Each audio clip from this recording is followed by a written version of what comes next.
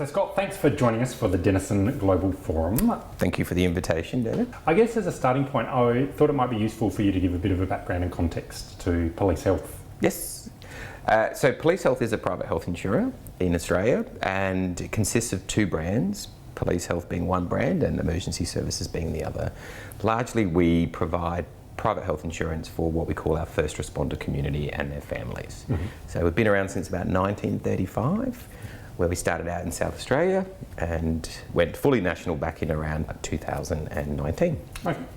And you were appointed as CEO early 2018. Yep. Yes. I'm interested in what were some of your first impressions of police health coming into that role? Yeah, so, and I've worked in a lot of organisations in healthcare. Definitely had the sense of family from the outset. So very nice, very polite, a group of people that I'd say that were invested in their organisation in terms of what believed in what they did, mm-hmm. And was certainly made to feel welcome from day one, but got the sense that there was a surface culture and a beneath the surface culture. Okay. Interesting. So Police Health undertook the first Denison organisational culture survey actually prior to your arrival in 2017. And so I guess I'm interested in your first impressions of how that informed you coming into the role, given what you were seeing in terms of the priorities or understanding of what you were coming into. Yeah, and I think, the full results weren't shared with me until after I started in the role. But in fairness, the board had been very clear during the interview and appointment process. They were looking for the right person to lead the organisation through its next set of challenges and opportunities. So I think I got a sense that there was definitely something that needed to happen, but a real commitment from the board and to actually do that. So I have to admit, I had to squint to see the colours on the wheel when I first saw the document, but I think it just reinforced what I was feeling when I first sort of walked around the organisation, that there is this real passion to providing a great service for our members, and that was evident, and people wanting to do well. And I personally have this belief that people don't come into the office to deliberately be bad people. Sometimes good people make bad choices, but also sometimes work environments can be quite challenging. But I think there was a voice that wasn't being heard, and I think that was the first opportunity that the organisation had to hear everybody's voice, not just the typical voices that are usually heard. So be able to test, is it a squeaky wheel that we need to be listening to, or is this actually a collective view across the organisation? And I think you could see that there was consistencies, even though the scores were really low, there was consistencies around that commitment and belief. But there was obviously a lot of challenges around not being heard, or this feeling of I suppose two classes or two sets of cultures, etc. So I think it was working through, for me it was reading through that. I also spent a lot of time reading the comments, because I think comments can be a good insight, not to form a judgment, but just to understand that that's how someone was feeling at the time when they completed the survey. And there were definitely threads of consistency that you could see within those comments, even though from very different areas. So you were able to tie some of those comments back to what we were seeing in the data, but the comments provided more nuance. Yes. How do you think the staff received the 2017 results? Yeah. I mean, I know you weren't there, but I guess I'm interested as you came in kind of the mood or sentiment around the fact that the organisation had done this. Yeah. And it was telling a particular story. Yeah, so I would have thought it would have been a shock for some people, because it did have this atmosphere of a really pleasant place to work. So I think for staff there would have been a mixed reaction. So there certainly would have been staff that were surprised that the organisation performed the way that it did in terms of the survey results. But I also equally think there was the same amount of staff that were relieved that in their truth was finally being heard. So I think it just would have been that very much split down the middle, I suspect. Yeah, that's interesting. But I think the higher you went from an organisational point of view, I think perhaps more of the surprise was there. Okay, yeah. So there was perhaps a disconnect in terms of that perspective across the organisation. Yeah. I mean, I sometimes talk about myself being an organisational carpet lifter. It's the stuff that people sweep under the rugs and don't want to have the conversation about. And I guess that's what I'm hearing in terms of giving voice to some of the challenges Yeah. or issues that people had been perceiving previously. Definitely. Yeah. And, you know, I suppose the upside was it was the only way was up after seeing Yeah. those results for the next survey for me. You were coming off a low base. Very much so. Obviously, the decision to use Denison predated your time at Police Health, but have you got an understanding about why they chose to use a culture survey as opposed to an engagement or a climate survey? Yeah, and look, I've had a lot of experience with probably more the climate and engagement surveys. So from my perspective, they're really about symptoms. So, and the problem with just treating the symptom, and I'll use a health analogy because that's appropriate given my background and also the organisation's, that if you have a headache, you can treat that with a painkiller such as paracetamol. But if you're constantly having the same headache and just giving yourself paracetamol, you're not actually understanding what's causing the headache. And that's the problem with those, the other type of surveys is they really are only looking at the symptom and not getting down to the detail of the cause. The reason why the organisation had chosen to go and partner with Denison was particularly they wanted to get underneath what are some of the causes within the organisation. Because if you don't understand the causes, you can't change culture, and you certainly can't reshape the way culture should be for the organisation. So that's sort of my interpretation of it. Interesting. So from that first culture survey, the organisation decided on 2 priority areas, which were strategic direction and intent and capability development. Yes. What were some of the initiatives that were put in place around those two areas, or around other areas that you were focused on as you came into the role? So I think there was a need to get some quick wins. So a couple of things we did was just basically increase the amount of communication. So there was quite a few amount of town halls. We also began a process of socialising what the strategic direction was for the organisation. And you know, for me, that's one of the most important elements, because if you can't articulate why you do what you do and where you're going, it's very hard to convince people to come along the journey. And I do believe other facets, even within the Denison model, actually do create, if you get the direction or the mission part right, the rest seem to follow, and then you can actually build on them. So obviously we did a lot of town halls. I started doing quarterly performance updates. So this is where I shared with all staff how we were doing financially, how we were doing against growth, how we're doing against the business plan. So that meant everyone understood exactly, had the same sort of information in terms of where we were going performance-wise.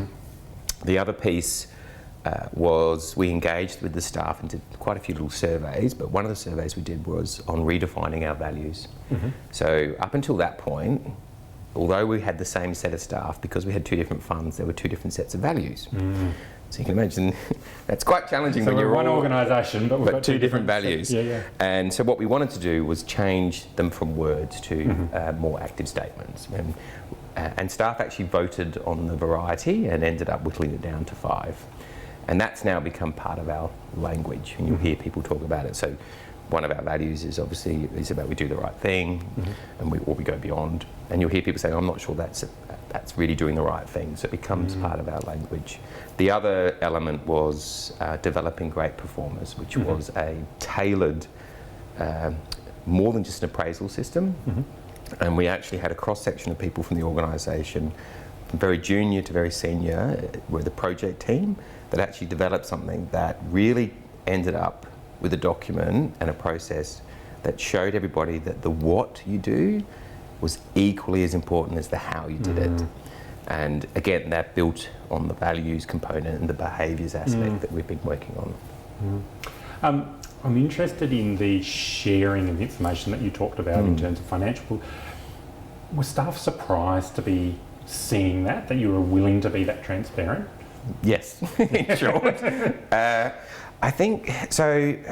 I'm really grateful because I think the board really had an appetite to want to change and to address so they were very comfortable in the pushes that I was making in terms of changing things substantially. So they were very comfortable with me sharing the information. And I think when I first did it, a lot of staff just didn't understand half the information we're presenting, and then which tells you something. So we just opened up a bit of a Q&A, and actually the people that worked in finance asked the questions in the group. So I was like, it's not getting to the audience that I'm intending to. But I think what's happened over time is people became more familiar, and they also realised it was okay to ask a question if they thought it was a silly question. And there's now an app, and obviously COVID's meant that we had to change our approach, obviously with town halls, but we've maintained the importance of this open communication. And I know you'll hear a lot of justification of why we can't do that as an organisation, or we can't share the financial. There's always a certain amount of information you can share. And I suppose the question is, if you can't share it, then what's that saying about the organisation? So in 2019, we came back to resurvey the organisation. You'd been in the role about 2 years at that point. I'm interested in, how did you feel as we were coming into that process, given that you were going to get some direct feedback about how, or the impact that you had made in your first couple of years within the organisation? Well, considering it was one of my KPIs as well, I was a little bit nervous. Look, I was excited nervous because there was a sense that things had changed, and we had spent a lot of time, particularly with the leadership team, and that process of open communication and engaging with staff, that I had a sense that we would see a difference. I definitely felt that I'd be surprised if we hadn't have seen a difference. But there's that nervousness around how big a difference was it going to be, and also how much was it about the things that I had brought in that had been seen as positive changes that could equally have been interpreted as things that we had lost as an organisation. So that's where probably the nervousness was coming from. So is that about, you described it as a tight-knit family when you came in, and that, I'm also hearing there's a degree of professionalisation perhaps that you brought to the organisation, but whether there was then a sense of loss in relation to a sense of family. And I think that's always a challenge for any leader in an organisation is, the reality is evolution is part of what we do. So it's important to not lose essence of who we are, but as an organisation we have to evolve. So even when I started, the organisation had, I think, around 21,000, 24,000 policies. We're now sitting at around 43,000 policies. So I think it was maybe about 40,000 people covered across Australia. We're now over 70,000, and that's in 4 years. So if we just did everything the same way we did 4 years ago, we wouldn't be able to do what we're doing today. So, but it's the process and the time frame that you do that is always a bit nerve-wracking, because sometimes as leaders you're going faster than everybody else. Sure. So you were confident that there'd been some positive changes. The question was the data going to show that when we came back and resurveyed? And the results in 2019 were pretty impressive. They were. They were. In my 14 years of using Denison, I don't think I've seen as big a shift in a 2-year period in any organisation I've worked with. So how did you feel when you saw them? To say ecstatic was an understatement. I couldn't believe the colour that was visible on that wheel, and so I think the first bit was just genuine surprise that we had done as well as what we had. Then there was this feeling of validation that we had been doing a lot of things.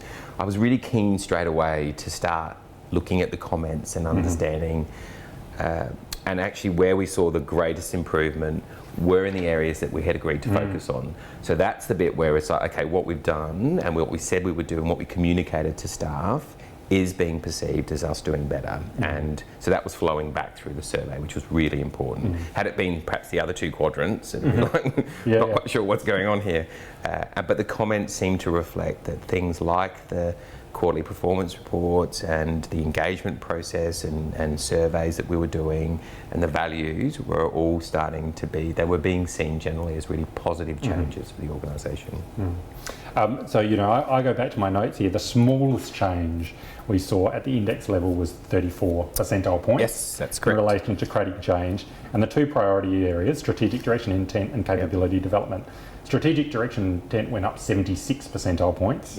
Capability development went up 50 percentile points. It must have been pretty nice validation for the work that you've done. Yes, huge. And I think, so it's quite challenging when you sort of talk to staff about the fact that our strategy isn't right and our vision isn't necessarily right. So we did spend a lot of time not just sort of presenting the strategy document, but engaging with staff about defining what is vision and that difference between vision, and we actually shifted away from I know mission is that whole quadrant about where you're going. We actually shifted in terms of calling under our vision, instead of mission, we called it purpose. And actually articulating what that what that means. And so we spent time talking with staff, the differentiation between vision about being an outward look and purpose being about why you exist.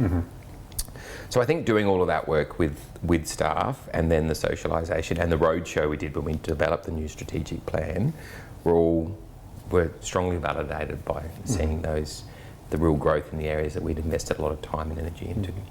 So having transformed that police health culture, we're then hit by the COVID-19 pandemic.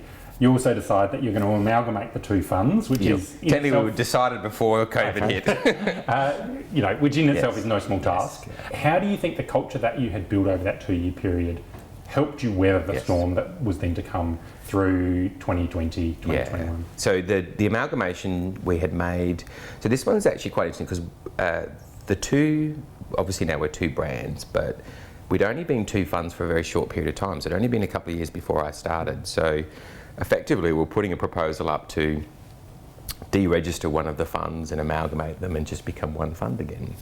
And so there were a lot of staff that had been on the journey of setting up this fund. So you were having to deal with, for some, a sense of loss, or actually potentially having a sense of failure. And so how we communicated it was really important. I think the work we'd done on mission in particular and that directional stuff, we were able to then say, but we're not changing the direction. We still want to grow this service and offer it to people. We're just going to do it in a different way. With a different tactic. And there's a better way to do it. That's more cost effective and we can deliver a better value for our members, etc. So I think it was an easy message to understand because it made sense and it fitted with our strategy and purpose. The work we'd focused on capability development and team and adaptability and yet consistency, that helped the cross-team work with the amalgamation. So the project was a success. It actually, despite COVID sort of coming in halfway through, we delivered it on time, on budget, and without a single member complaint. So I think those are pretty good, strong indicators. Absolutely. COVID, on the other hand, has been a bigger challenge. And because the way we had to manage it, so we had 6 hours to basically send home over 40% of the workforce when Adelaide went into its first lockdown back in 2020. That was we didn't have capability to send everybody home. So not only did I have a situation where I had over 40% working from home, 6% had to come into the building. And so I had to make sure the building was safe. I had to split the leadership team at the drop of a hat, and we suddenly had to get used to doing things in a way we'd never done it before. Now there was a resilience factor that was there, but I think we've done a lot of post-mortem analysis of COVID for the organisation, and the good thing is we've learnt a lot, but I think because we'd become such an organisation that was involved in engagement and communication, we had to do a very much a command and control approach. Now that actually was a struggle for some people because they were so used to the organisation being consultative that suddenly we're like, you're going home, you're staying here, And I think obviously there was personal interest for people, and I get that. So I found it really challenging. I found it more, and I've had lots of conversation with some of the staff now about this, and I think getting the feedback initially, I felt quite affronted because I thought it was personal criticism the way I'd managed it. And it's like, there's no rule book. There was no rule book for managing I'm making COVID. this up as I go along as well. And so, I'm feeling just as vulnerable as you are right now. And so it was a real test of my leadership. But I realise now that it's not a criticism wasn't a criticism of me personally, it was how they were trying to process and deal with these rapid changes just as much as what I was. So, but we did it, and we've actually got currently embarked on what we call the New WOW, which is our New Ways of Working project group, because what we've realised is there's now an appetite to do things differently, and what we had in place before was largely business continuity for 2 years. Now we're actually looking to completely reapproach the way we work as an organisation, and that has both challenges and risks with culture, which is why we're making it a particular project. Interesting. I'm interested in that piece around, having done a lot of work around consultation and the mission and the vision and the purpose piece and getting people on board, that kind of sets the bar quite high then when you're having to do some of that directive leadership in the face of COVID. It's a challenge for you. Yeah, and I think my natural style is more consultative anyway, and so to be in a position, and I can do command and control. That's not a problem. I worked in hospitals. It's a lot of it's command and control, but it's. I think it was what we had to do was keep bringing it back to. It's still aligned with our mission and the adaptability piece, and so I think what I've learned from that is just having the confidence to bring that more quickly back into those quadrants so you can articulate that consistent message.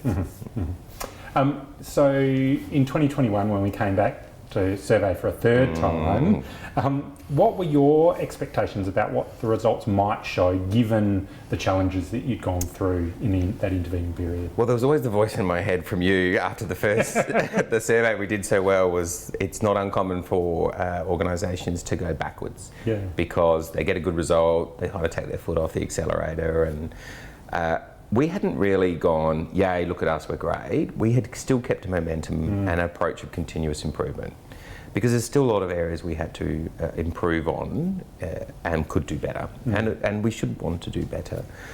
I think I had a natural hesitation, not from that point of view, but the impacts of COVID, there'd been some changes in staff. We'd also started a process where we'd now got really comfortable with what the good behaviours look like for each of our values, that the behaviours that weren't being demonstrated, that reflected that, were then being tackled. And we had seen some movement with staff as well.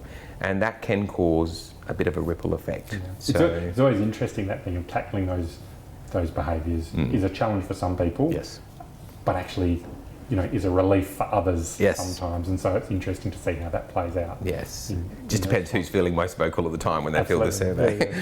But so there was a little bit of apprehension there, but I know that we knew what we were doing was the right thing, and I was prepared to accept there might be a bit of a downturn in some areas, but hopefully not to the point that it was a complete retraction of the colour wheel. And you're right. In my experience, thinking about working with other clients, it's quite common for that third culture survey for there to be slippage. And my way of thinking about that is organisations are sometimes confronted with the first set of results, as police health was. A whole lot of concerted effort goes in to start to move forward. We get validation that we're on the right track, and there's almost an assumption that things will naturally continue from here. So I was really impressed that we continued to see the same strength coming through in the 2021 data. And again, you must have been relieved for that. Yes, very relieved. It was good to see that. And I think where we saw a little bit of retraction was where we'd expected perhaps to see it. But I was surprised that we'd even gone up marginally in a couple of other things. So. I mean, again, going back, there were 3 indexes that declined in 2021, all by single digits. There were 7 of the 12 indexes improved, and agreement improved 25 percentile points. Now, given what you were talking about in terms of needing to do more of the command and control, that might have been a surprise. That was. Because even though maybe you weren't doing the consultation piece, you were able to incorporate those perspectives through that process and show good listening. Yes. So noting you're coming off now a really high base in the 2021 data, so only 7 of the 48 items are below the 50th percentile, and in 2021, 29 items improved, and the average increase was 13 percentile points. 18 declined, but there was only 4 items that declined more than 7 percentile points. So you really have maintained that. Can you talk about the work that you're now doing to continue to explore and understand self-culture? So one of the important things to do is we always do the focus groups, and obviously we brought you in to help with that process, because I think we're getting to the finer point of some of the information, and it's trying to distill what are those thematic issues that are coming through. Because the danger is you read something and then you interpret it the way you want to interpret it, as opposed to what it's saying. And so that we've done that piece of work, and we'll obviously do our pulse checks as a part of that. The other bit is, if you looked at it structurally, the survey results, the group that actually were what I'd call the most disenfranchised were our middle managers. So what was really interesting is staff had a very strong views about direction and strategy and everything else, and so did the senior leadership team, but the management team actually in some areas had lower perspectives than what their own staff did. So we've introduced a new managers consultative forum.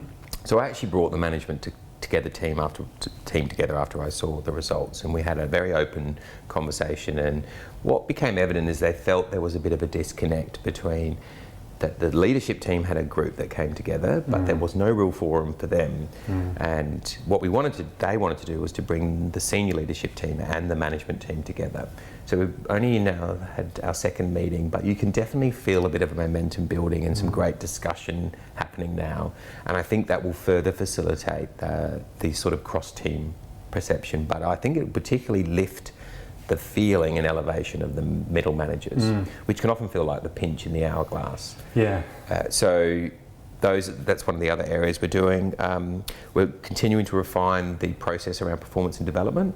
So there's still areas where we can improve on that. And I think that it's coming through maturity of using it, but also recognising that development isn't just this course, that course. There's lots of ways that we can support the development of individuals. And I think managers are becoming more competent and also more comfortable having some of the conversations that are a bit more challenging. And I think as we've continued that focus on values, the things that I'm really trying to elevate within everyone is accountability and the autonomy that goes. So you should have the autonomy, but you need to have the accountability that goes with it. And so we have the working group, for example, that's looking at new ways of working. We have junior staff on that, but it's made very clear that they're sitting at the table, and if there's a document we all have to participate in reviewing, then it's expected that everyone participates. And so you're giving people opportunity, but trying to promote their accountability piece with that at the same time. And are you seeing people being willing to come on that journey with you around accountability?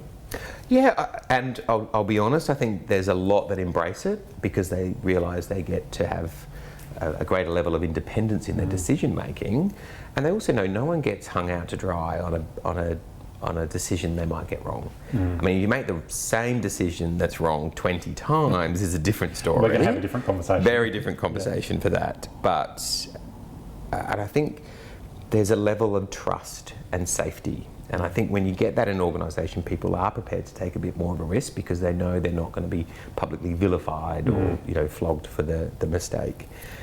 But there's also those that aren't comfortable with that accountability, and I'm not saying that's a good or a bad thing, but when they recognise that that's where the organisation's going, that's often when they will move on because they don't want to work in an organisation that has probably more independence of thinking and accountability. And I've always said it doesn't make someone a better or lesser person, it just means they're no longer the right fit for the organisation.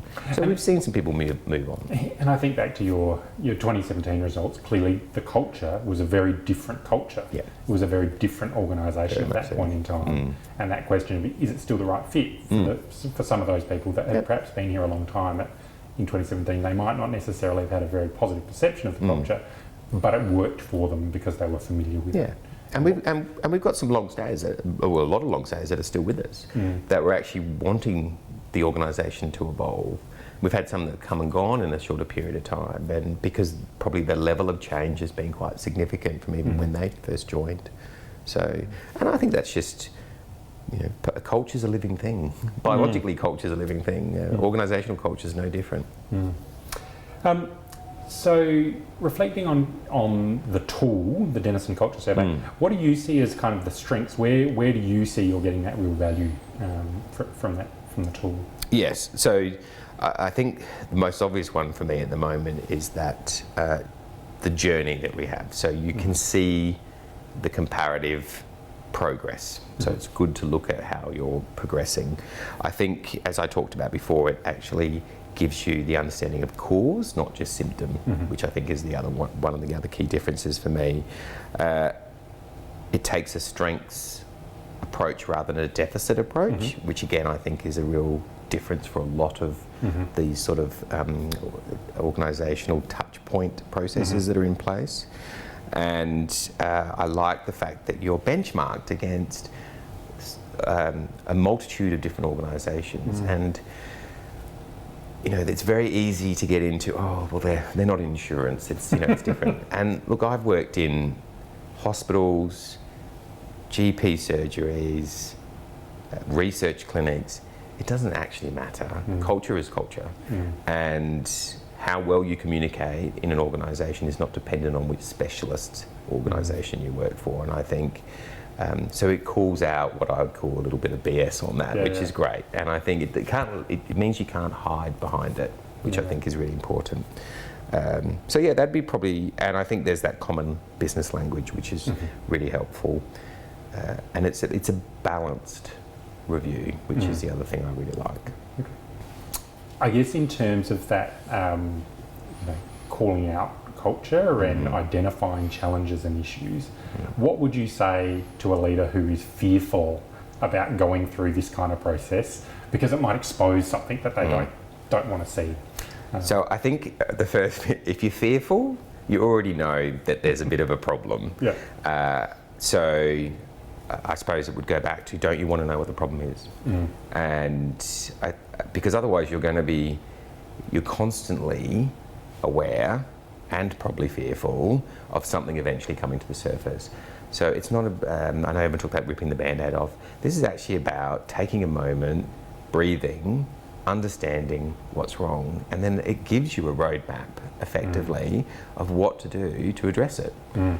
Rather than blindly stumbling forward and trying a little thing here, and which actually may not be what the issue is all along. And you're wasting a whole lot of time and energy and potentially money on something you don't need to.